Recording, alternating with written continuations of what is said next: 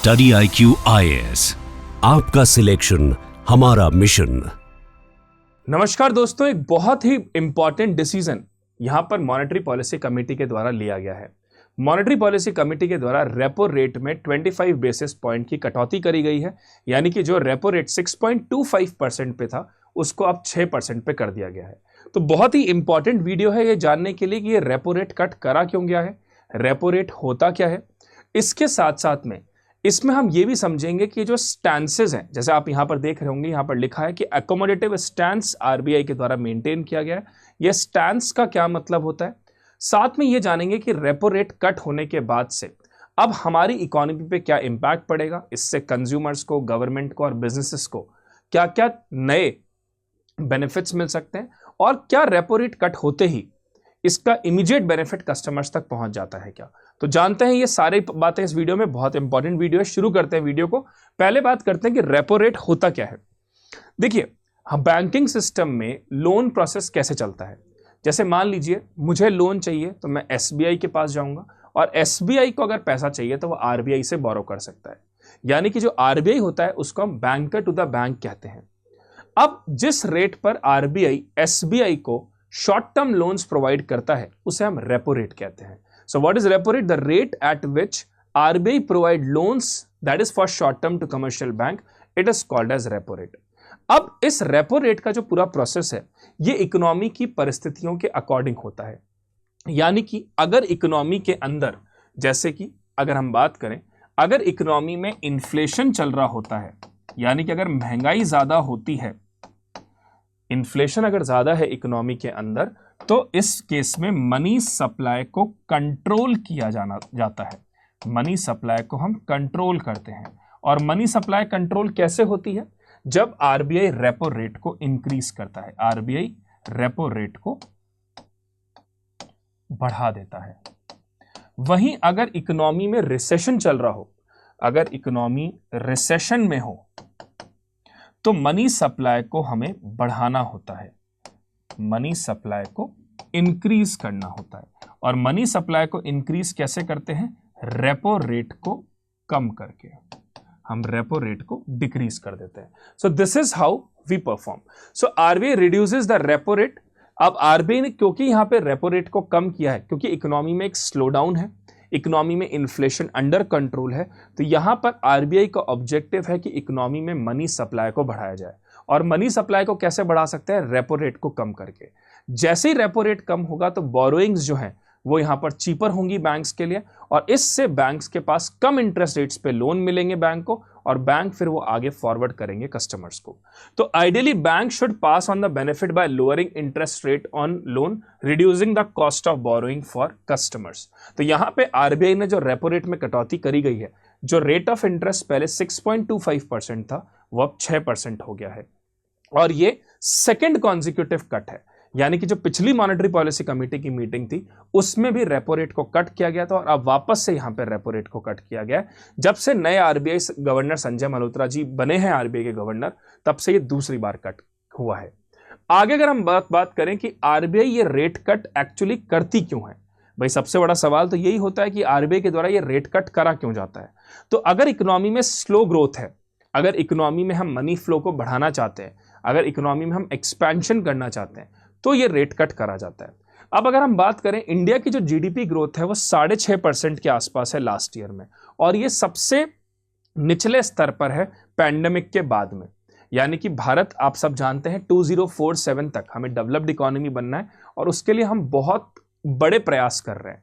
ऐसे में हमें एक परसिस्टेंट हाई ग्रोथ चाहिए, लेकिन भारत की जो ग्रोथ थी वो 6.5% के आसपास रही है लास्ट ईयर में, और ऐसा प्रोजेक्शन है कि आने वाले समय में इंडिया का जीडीपी फोरकास्ट जो है 2025 में 6.1 के आसपास रह सकता है।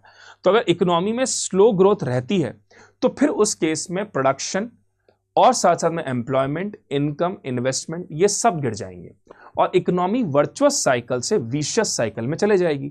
तो हमें हमारी इकोनॉमी को वर्चुअस साइकिल में ही रखना है, और वो वर्चुअस साइकिल में हमारी इकोनॉमी को कब रख सकते हैं? जब इकोनॉमी में जो जीडीपी ग्रोथ है वो लगातार बढ़ती रहे। और वो कैसे बढ़ती है? जैसे जैसे डिमांड बढ़ेगी वैसे वैसे प्रोडक्शन बढ़ेगा, प्रोडक्शन बढ़ने के साथ ही इनकम बढ़ती है, इनकम बढ़ने से एम्प्लॉयमेंट बढ़ेगा, उससे सेविंग्स बढ़ती हैं, इन्वेस्टमेंट बढ़ता है और इकोनॉमिक ग्रोथ एनहांस होती है। तो यहां पर जीडीपी ग्रोथ स्लो डाउन थी, जिसकी वजह से आरबीआई ने यह स्टेप लिया। उसके अलावा यूएस के द्वारा जो लगातार ये टैरिफ्स बढ़ाए जा रहे हैं, इससे भारत के एक्सपोर्टर्स को हाई प्राइस पे करना पड़ेगा।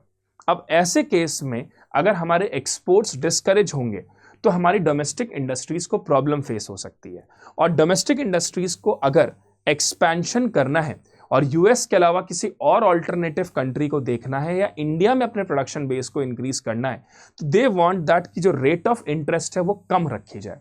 तो जितना रेट ऑफ इंटरेस्ट कम होगा उतना ही बोरोइंग्स बढ़ेंगी ऐसी कंपनीज की, फैक्ट्रीज की, इंडस्ट्रीज की, और इससे वो अपना एक्सपेंशन करेंगे, प्रोडक्शन बढ़ाएंगे, उससे एम्प्लॉयमेंट बढ़ेगा और इकोनॉमी रिवाइव करेगी। दूसरी इंपॉर्टेंट चीज है डाउनवर्ड रिवीजन फोरकास्ट, मैं बता चुका हूं। तीसरा, low inflation and low oil prices. देखिए, इन्फ्लेशन जब नीचे होता है, आप सबको पता है कि इन्फ्लेशन टारगेटिंग भारत में करी जाती है, और ये इन्फ्लेशन टारगेटिंग जो हमारे यहां पर इस समय है दैट इज 4% ±2%, यानी कि जो टारगेट रेंज है इन्फ्लेशन का वो 2 से 6% के बीच में है। और इस समय जो इन्फ्लेशन है वो अपर लिमिट पे नहीं है। तो आरबीआई के पास काफी स्कोप था यहां पे कि मॉनेटरी पॉलिसी कमेटी की मीटिंग में कि वो रेपो रेट को कट कर सके, क्योंकि अभी इन्फ्लेशन बहुत बढ़ता हुआ नहीं दिख रहा। अभी अगर यही इन्फ्लेशन 6%, 6.5% या 7% पे होता तो फिर ये रेपो रेट कट नहीं होता, और हो सकता था रेपो रेट को बढ़ाया भी जा सकता था। लेकिन इकोनॉमी में भी स्लो डाउन है और लिक्विडिटी इंजेक्ट करनी है, इसलिए आरबीआई ने ये सपोर्ट किया है। और आरबीआई ने अभी लगभग $80 बिलियन का फंड पंप भी किया इकोनॉमी के अंदर। सीआरआर को भी कट किया था फरवरी में 50 बेसिस पॉइंट से, ताकि बैंक्स को जो है कम पैसा आरबीआई के पास रखवाना पड़े। आप सब जानते हैं कैश रिजर्व रेशियो में हर कमर्शियल बैंक को अपने net demand and time liabilities का कुछ परसेंटेज कैश फॉर्म में आरबीआई के पास रखवाना पड़ता है। अब अगर इकोनॉमी में इन्फ्लेशन होता है तो सीआरआर रेट को बढ़ाया जाता है, और इकोनॉमी में अगर रिसेशन होता है तो सीआरआर को कट किया जाता है। तो यहां पे क्योंकि इकोनॉमी में एक तरह का स्लो डाउन था, तो आरबीआई ने सीआरआर को भी फरवरी में कट किया था। आगे अगर हम बात करें, जो हमारा नेक्स्ट पार्ट है that is regarding to why what is actually it is reflecting, मतलब आरबीआई के इस एफर्ट से अब क्या चेंजेस हम इकोनॉमी में देखेंगे। तो एक तो हमारे देश की इकोनॉमिक ग्रोथ बढ़ सकती है, इन्फ्लेशन टारगेटेड रेंज में रह सकता है, और देश में एक फाइनेंशियल स्टेबिलिटी भी मेंटेन रहेगी। मतलब आरबीआई के द्वारा जो रेट कट किया गया है इससे इकोनॉमिक ग्रोथ एनहांस होगी, इन्फ्लेशन टारगेटेड रेंज में रहेगा, और देश में फाइनेंशियल स्टेबिलिटी भी इंप्रूव होती हुई दिख सकती है। फिर यहां पर एक और जो बहुत इंपॉर्टेंट चीज है वो है स्टैंसेस ऑफ आरबीआई। आरबीआई ने ये जो स्टैंस अडॉप्ट करा है, एकोमोडेटिव स्टैंस, ये स्टैंस का क्या मतलब है, इसको समझना फ्रेंड्स बहुत ज्यादा इंपॉर्टेंट है, क्योंकि ये स्टैंसेस पर मेंस में क्वेश्चन पूछ सकते हैं आपसे। देखिए, स्टैंसेस की अगर बात करें तो 3 तरह के स्टैंसेस होते हैं। एकोमोडेटिव स्टैंस, दूसरा होता है हॉकिश स्टैंस, तीसरा होता है न्यूट्रल स्टैंस। ये 3 तरीके के स्टैंस होते हैं। एकोमोडेटिव स्टैंस का मतलब होता है इकोनॉमी में अगर स्लो डाउन है, इकोनॉमी में अगर स्लो डाउन है और हमें इकोनॉमी में अगर स्लो डाउन है और हमें मनी फ्लो इंक्रीज करना है, अगर हमें मनी फ्लो इंक्रीज करना है तो आरबीआई यहां पे रेपो रेट में कट करती है। आरबीआई रेपो रेट को कट करती है ताकि इकोनॉमी में लिक्विडिटी इन्फ्यूज की जाए, लिक्विडिटी इन्फ्यूज की जाए और मनी सप्लाई को बढ़ाया जाए। तो ये जो एकोमोडेटिव स्टैंस है इसी बारे में अभी कहा गया है कि इकोनॉमी में एक स्लो डाउन था, इकोनॉमिक ग्रोथ एनहांस करनी है, इसके लिए मनी फ्लो को इंक्रीज करना है। और मनी फ्लो इंक्रीज कैसे होता है, आरबीआई रेपो रेट कट करता है, इससे लिक्विडिटी इन्फ्यूज होती है इकोनॉमी में और मनी सप्लाई बढ़ती है। हॉकिश स्टैंस में क्या होता है, हॉकिश स्टैंस के केस में इकोनॉमी इन्फ्लेटेड होती है, मतलब इकोनॉमी में इन्फ्लेशन ज्यादा होता है, हमें मनी सप्लाई को कंट्रोल करना होता है, money supply to be controlled. और मनी सप्लाई को कंट्रोल कैसे करते हैं, आरबीआई रेपो रेट को इंक्रीज करता है, आरबीआई रेपो रेट को इंक्रीज करता है जिससे इकोनॉमी में मनी सप्लाई कंट्रोल हो, जिससे हम इकोनॉमी में मनी सप्लाई कंट्रोल कर सकें, उसके लिए ये हॉकिश स्टैंस अडॉप्ट किया जाता है। मतलब अगर इकोनॉमी में इन्फ्लेशन होता है तो रेपो रेट को बढ़ाया जाता है, और इस रेपो रेट को इसलिए बढ़ाया जाता है ताकि इकोनॉमी में जो इन्फ्लेशन है उसे हम कंट्रोल कर सकें। फिर तीसरा आता है न्यूट्रल स्टैंस। न्यूट्रल स्टैंस में रेपो रेट अनचेंज रखी जाती है, रेपो रेट रिमेन अनचेंज्ड। मतलब रेपो रेट में किसी तरह का कोई बदलाव नहीं किया जाता, जो रेपो रेट चल रहा है उसी रेपो रेट पर लोन मिलते रहते हैं। यानी कि इकोनॉमी में ऐसी कोई परिस्थिति नहीं बन रही है, ना तो इन्फ्लेशन बहुत हो रहा है, ना ही रिसेशन बहुत ज्यादा हो रहा है, इकोनॉमी में स्टेटस को मेंटेन्ड है, तो हम यहाँ पे रेपो रेट को अनचेंज रखते हैं।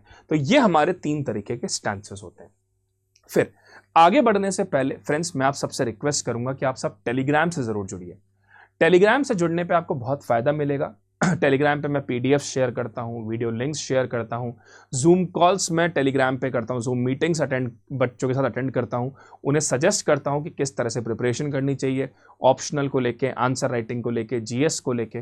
तो आप सब टेलीग्राम से जरूर जुड़ सकते हैं बाय स्कैनिंग दिस और फाइंड मी @shubham_0101 पे। इसके अलावा आप सब मुझसे इंस्टाग्राम पे भी जुड़ सकते हैं बाय स्कैनिंग दिस QR।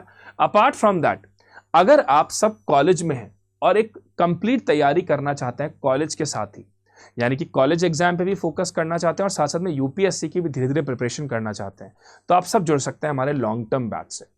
ये बैच में एडमिशंस 15 अप्रैल को क्लोज हो रहा है और इसका प्राइस है 39,999 if you use my coupon code that is SBS Live।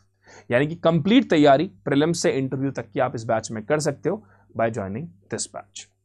इसके साथ अब बात ये आती है कि ये जो रेट कट करा गया है इसका इंपैक्ट क्या होगा इकोनॉमी पे, जिस पे मेंस में आपसे सवाल भी पूछ सकते हैं कि आरबीआई के द्वारा जो ये रेट कट किया गया है इसका इंपैक्ट आप क्या देख सकते हो इकोनॉमी पे। तो जो सबसे बड़ा इंपैक्ट आएगा वो आएगा लोन चीपर हो जाएंगे, यानी कि जो कस्टमर्स हैं उनको अब लोन सस्ती दरों पे मिलेंगे।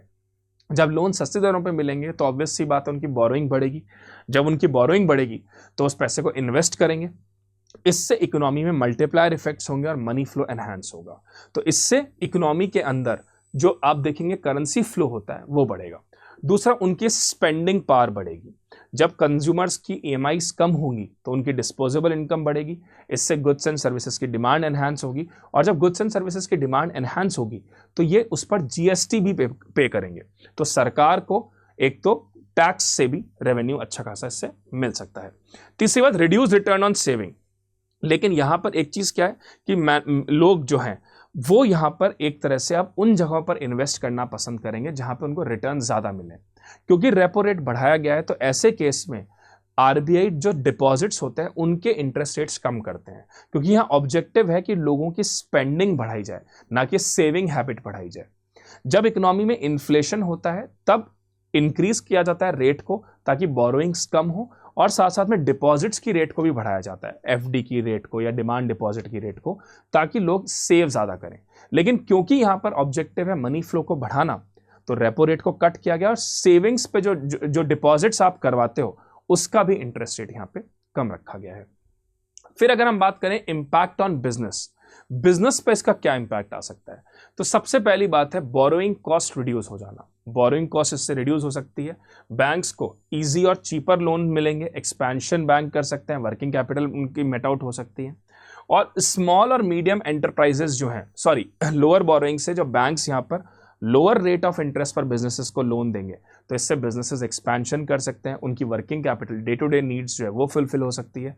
साथ में जो स्मॉल और मीडियम एंटरप्राइजेस हैं उनके लिए बहुत बेनिफिशियल हो सकता है, क्योंकि जब उनको लो रेट ऑफ इंटरेस्ट पे लोन मिलेगा तो इससे वो एक्सपेंशन कर सकते हैं, इससे वो अपनी डिमांड प्रोडक्शन और बढ़ाएंगे, और जब प्रोडक्शन बढ़ेगा तो सप्लाई बेहतर होगी, जिससे डिमांड सप्लाई के बीच का जो गैप है वो कम होगा। साथ में इन्वेस्टमेंट एनहांस होंगे, कंपनीज जो है वो नई फैक्ट्रीज ओपन करेंगी, नई हायरिंग होगी, टेक्नोलॉजी पे इन्वेस्ट करेगी, जिससे प्रोडक्शन बेहतर होंगे, वेस्टेज कम होंगे, एम्प्लॉयमेंट एनहांस होगा। ये सब चीजें की जा सकती हैं और इससे इकोनॉमिक ग्रोथ और जॉब क्रिएशन बेहतर होगा। आगे बात करें better consumer demand, consumer spend ज्यादा करेंगे, सेल्स बढ़ेगी और कंपनीज के प्रॉफिट्स भी इंक्रीज हो सकते हैं। फिर बात आती है गवर्नमेंट पे इसका क्या इंपैक्ट पड़ेगा। सबसे पहली चीज तो गवर्नमेंट के लिए भी बोरोइंग कॉस्ट रिड्यूस हो जाएगी, क्योंकि गवर्नमेंट को जो यहाँ पे आरबीआई जो है वो बैंकर टू द गवर्नमेंट भी है, तो गवर्नमेंट को भी लोअर इंटरेस्ट पे लोन्स मिलेंगे। गवर्नमेंट जो अपने एक्सपेंडिचर है उसको प्रॉपर तरीके से मैनेज कर पाएगी। हाई कंज्यूमर और बिजनेस स्पेंडिंग से जीडीपी ग्रोथ एनहांस होगी और सरकार को जीएसटी और कॉर्पोरेट टैक्स भी अच्छे मिलेंगे, क्योंकि जब लोग स्पेंडिंग करेंगे तो उनको जीएसटी पे करना पड़ेगा, इससे लोगों के से सरकार को टैक्स इनकम अच्छी मिलेगी, और जब कंपनीज के प्रॉफिट बढ़ेंगे तो वो कॉर्पोरेट टैक्स भी पे करेंगे। तो इन्फ्लेशन मैनेजमेंट इससे प्रॉपर हो सकता है और इससे पूरी इकोनॉमी हमारी रिवाइव हो सकती है। अब यहाँ पे एक सवाल बहुत बच्चों का हो सकता है कि सर जैसे ही रेपो रेट कट किया गया मॉनेटरी पॉलिसी कमेटी का, तो क्या मेरे लोन इमीडिएटली सस्ते हो जाएंगे? तो फ्रेंड्स ऐसा नहीं होता। जब रेपो रेट कट आरबीआई के द्वारा करता है तो बैंक्स जो लोन्स पे रेट कट करते हैं उसमें थोड़ा सा समय लगता है। उसके पीछे के बहुत सारे रीजंस हैं जो हमें समझने होंगे। सबसे पहले तो है हाई डिपॉजिट कॉस्ट। देखिए, कई बार ऐसा होता है कि बैंक्स जो डिपॉजिट्स पे इंटरेस्ट पे कर रहे हैं, जैसे फॉर एग्जांपल एफडी पे फिक्स्ड इंटरेस्ट मिल रहा है 8% का। अब अगर एफडी पे 8% का इंटरेस्ट मिल रहा है और बैंक्स की बोरोइंग कॉस्ट जो है वो लगातार कम नहीं हो रही, लेट्स से रेपो पे अगर कम हुई भी है तो वो जो कम हुई है वो 6.5% से 6.25 से 6% पे हुई है, तब भी बैंक्स जो डिपॉजिट पे इंटरेस्ट दे रहे हैं वो कंपैरेटिवली ज्यादा देते हैं। ऐसे केस में बैंक्स का जो स्प्रेड होता है वो थोड़ा सा कम हो जाता है। अभी हाल ही फिलहाल में कोटक महिंद्रा के द्वारा जो ये कहा गया था कि बैंक्स की लोन कॉस्ट जो है वो लगातार बढ़ रही है और डिपॉजिट्स पे जो उनको अमाउंट पे लोन की जो इनकम है वो लगातार कम हो रही है और जो डिपॉजिट्स पर वो इंटरेस्ट पे कर रहे हैं वो लगातार बढ़ रहे हैं। तो जो सबसे बड़ा रीजन होता है वो ये होता है कि बैंक का प्रॉफिट मार्जिन यहाँ स्क्वीज हो सकता है। तो ऐसे केस में बैंक्स जो है वो रेट कट का इंपैक्ट थोड़ा लेट रिफ्लेक्ट करते हैं। दूसरी चीज, लिक्विडिटी कंडीशन। अब बैंक के पास कितना कैश अवेलेबल है। अब अगर इवन मान लो आरबीआई ने रेपो रेट कट कर दिया, लेकिन अगर जिन लोगों ने बैंक में पैसा जमा करवाया है वो अपना पैसा वापस बैंक से निकालने के लिए कह रहे हैं, तो ऐसे केस में बैंक्स लोन ज्यादा नहीं दे पाएंगे। जैसे लेट्स से मैंने बैंक में 10 करोड़ रुपए जमा कराया, मेरे फ्रेंड ने 5 करोड़ के जमा है, किसी और के 3 करोड़ जमा है, अब we want to withdraw our money, ठीक है। अब ऐसे केस में अगर बैंक से लगातार लोग पैसा विड्रॉ कर रहे हैं तो बैंक पे लोन में कैसे उस पैसे को चलाएंगे। तो जनरली ये केस भी ऐसा होता है जब बैंक्स जो है यूजुअली रेपो रेट कट करने के बावजूद भी कुछ समय लेते हैं। तीसरा, रिस्क फैक्टर। अगर बैंक्स के एनपीएस लगातार बढ़ रहे हैं या इकोनॉमी में स्लो डाउन और रिसेशन लगातार बढ़ रहा है या सेक्टर स्पेसिफिक, जैसे मान लीजिए प्रायोरिटी सेक्टर लैंडिंग के लिए लोन दिया गया और वहां से रिकवरी नहीं हो पा रही है, तो उस केस में भी बैंक्स जो है होते हैं वहां पे रिस्क फैक्टर ज्यादा हो सकता है। चौथा, इन्फ्लेशन कंसर्न से भी ये प्रॉब्लम आ सकती है। मान लीजिए कल को इन्फ्लेशन बढ़ गया तो ऐसे केस में भी कई बार बैंक्स का स्प्रेड कम होता है। तो जो हम ये बात कहते हैं कि आरबीआई ने रेपो रेट कट किया, क्या ये रेपो रेट कट का इमीडिएट इफेक्ट हमें दिखेगा क्या? तो वो इमीडिएट इफेक्ट नहीं दिखता, क्योंकि बैंक्स के ऊपर भी अलग अलग तरह की लायबिलिटीज होती हैं। पहला, जैसा कि मैंने बताया, deposit rate.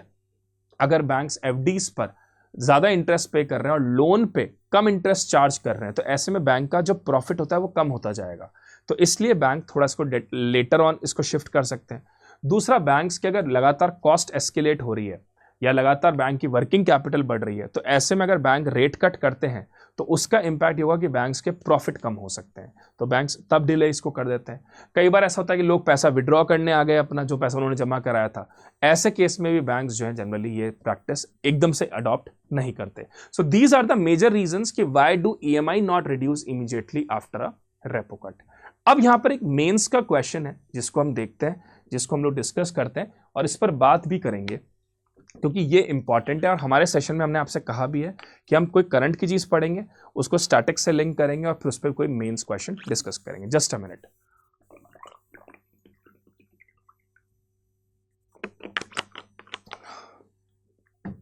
Yes, discuss the impact of a reduction in the repo rate by RBI on Indian economy, how does it affect consumer, business and government. अब देखो, क्वेश्चन ने हमसे बोला discuss the impact of reduction in repo rate by RBI. What is the impact of reduction in repo rate by RBI on Indian economy?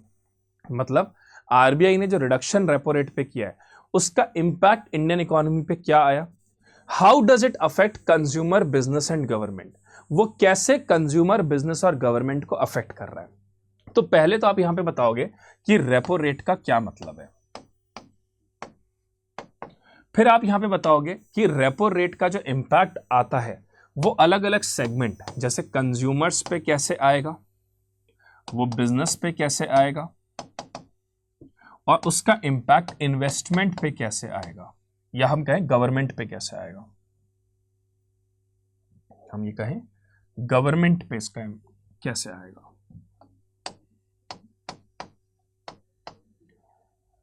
आप सारे point लिख सकते हो कि भाई कंज्यूमर्स की डिस्पोजेबल इनकम बढ़ जाएगी, कंज्यूमर्स के जो लोन बोरोइंग कॉस्ट है वो कम हो जाएगा, बिजनेस एक्सपेंशन कर पाएंगे, प्रोडक्शन कर पाएंगे, से एम्प्लॉयमेंट बढ़ सकता है और गवर्नमेंट को भी फायदा मिलेगा टैक्स से, कॉर्पोरेट प्रॉफिट से। ये पॉइंट आप लिख सकते हो।